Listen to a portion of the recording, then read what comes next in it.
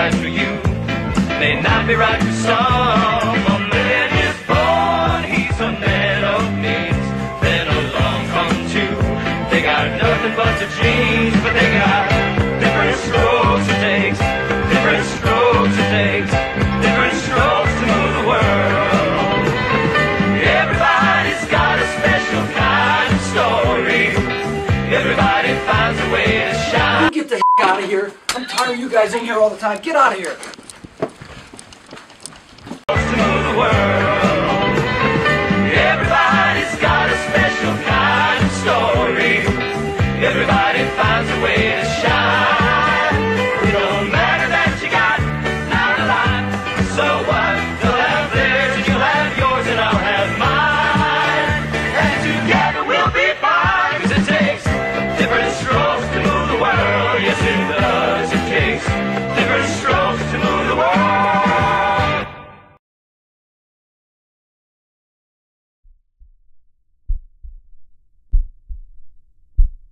So how you feeling? A little random weakness? A little blurred vision?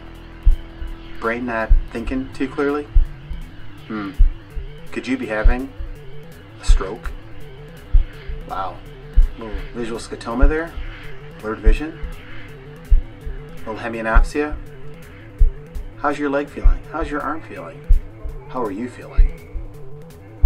You need to call 911, sir. You're probably having a stroke.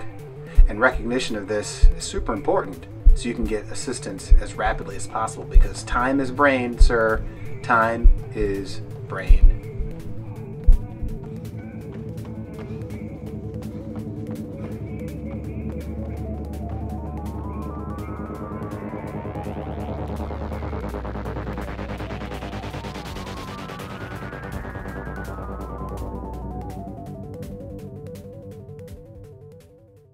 Hey everybody, it's Dr. Wilson. How you guys doing?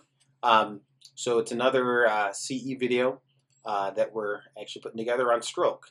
And stroke is actually probably easily recognized. I mean, the acute neurologic dysfunction of a patient involving a specific vascular distribution of the brain is very easily recognized. And it's been shown that with the use of pre-hospital providers using, say, Cincinnati stroke scores, and other examinations, that you guys do a great job of actually figuring out who has a stroke and who doesn't have a stroke. But there's some certain things that are important about stroke that we need to realize, is that it is a time-sensitive diagnosis, and as we say, time is of the essence when it comes to saving brain. So things that are important for us to do in the field are actually understanding when the patient that you encounter who is presumably having a stroke has had their last known well appearance. As you guys know, you can find this out either by speaking to the patient directly, who may be able to give you the last time that they felt well, or finding a bystander, which is very important to find a witness to the event and find out when that patient last had their normal mentality or normal status. Sometimes it's very difficult to figure out what a patient's baseline is based upon previous illnesses, including previous stroke on some of these individuals. But family members or individuals that are close to the patient can usually tell you whether or not the patient has really had a true alteration and when that alteration took place. So the importance of figuring out when the patient last had their last known well appearance is important to actually find out the time frame in which a patient may receive an intervention such as TPA, or an intervention such as neurointerventional studies or interventional procedures such as coiling, etc. So it does affect the time to treatment. One thing about time to treatment, which is important, is that we can actually speed up the time to treatment and time to decision making by getting imaging done of these patients done as quickly as possible. And what kind of helps along with that, we've been doing, at least in our system, we've been doing blood draws for our patients for stroke. This has helped tremendously in lowering the time to CT for our patients who come in with stroke symptoms. Once we have the CT, we can have some better decision making of whether or not the patient is going to be a candidate for TPA based upon other things that could actually mimic stroke, when we'll talk about that in a little bit. So our blood draws have reduced the time from arrival to CT because now we don't have to spend the time with the nurses at the bedside drawing the blood for creatinine that's actually used for CT perfusion. What we're finding though now is that to even decrease the time to decision making on whether or not a patient would be eligible to receive TPA or receive an intervention based upon some of the anatomic findings that they have on their CAT scan, would be to have a perfusion scan done in the immediacy. So what we're performing here in our hospital and in our system is the patient going straight to a CT perfusion scan, which will take a look at the blood vessels themselves and can allow us to really diagnose whether or not a patient has a large vessel occlusion causing the stroke. At that point, there may be the need for neurointervention to take place. With that, the patients would go directly to CT perfusion without a creatinine being performed if it can't be. But if in our system, if somebody is able to draw the blood, actually have a line draw performed off of what could be a proximal vein, a large proximal vein, to allow perfusion studies to take place, that would actually decrease the time to decision making, whether it be for TPA, whether it be for neurointervention. So our new addition in our system will also be the patient having at least a large line, at least a 20 gauge, placed into a larger proximal vein, such as the antecubital fossa, to allow perfusion scans to take place and get that patient's decision to TPA decreased tremendously, or decision to have intervention performed decreased significantly.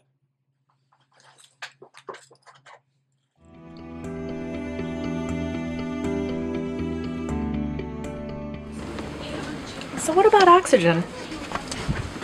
That's a good question, Stephanie. What about oxygen? Is it good? Is it bad? Does it help? Does it harm?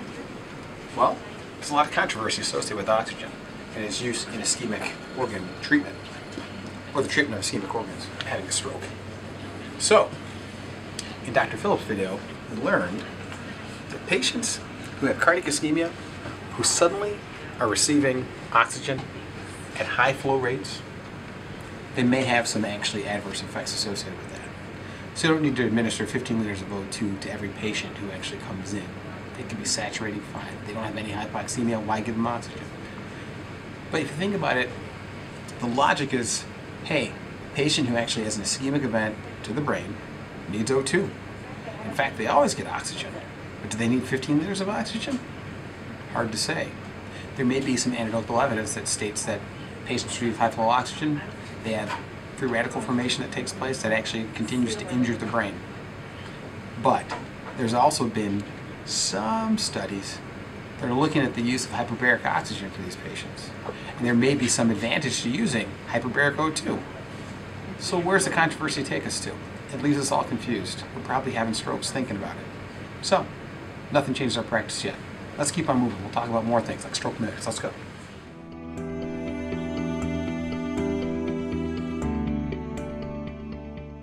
But what about stroke mimics, Dr. Wilson?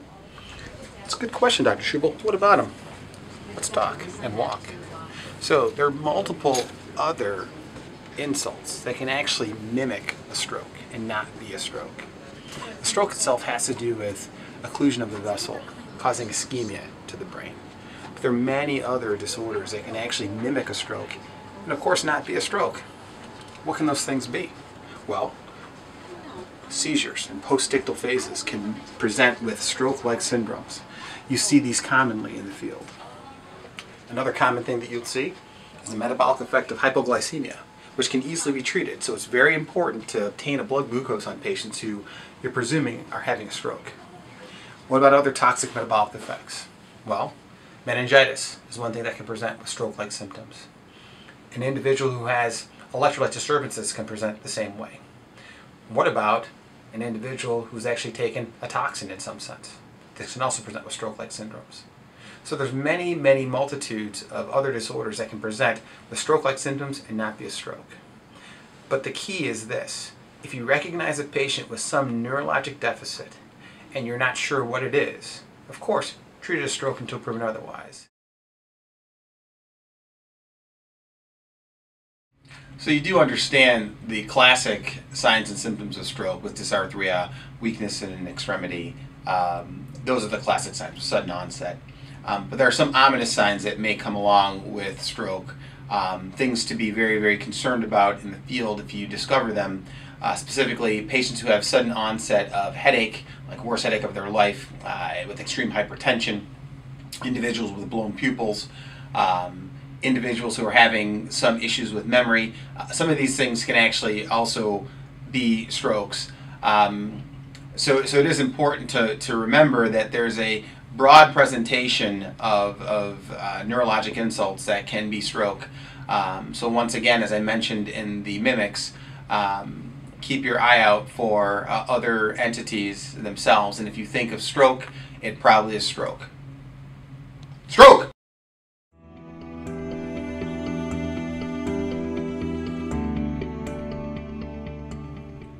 So, there has been some talk out there, you may have heard rumor about TPA being given in the field, and it has been done in Ohio as well as Texas. There was a study that was done and published back in April of 2014. I think it was published in May of 2014, called the Phantoms Trial. They looked at the pre-hospital administration of TPA in Germany to patients. The problem with this is they only looked at time to treatment and any adverse effects associated with the use of TPA and mortality associated with it. It didn't really look at if there was any profound change in the neurologic outcomes for the patient in the end. So that data is still not known. But it's been shown, or at least now what's being touted by neurologists and neurointerventionalists, is that the earlier treatment can be performed on a patient having a neurologic insult related to stroke, the more likely they'll have some benefit from that. The jury may still be out on these things, but this is something that is being somewhat touted in some circles of trying to get TPA to patients as early as possible, and the earliest possible way to do that, as of this time, would be to have pre-hospital providers administer that medication. But this is all future talk again, so we'll see you in the future.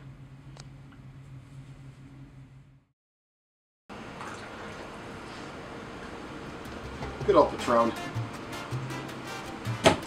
Patron dispenser, Edward Hospital. Will you never do anything bad? Oh, hey, how you guys doing? Patron dispenser.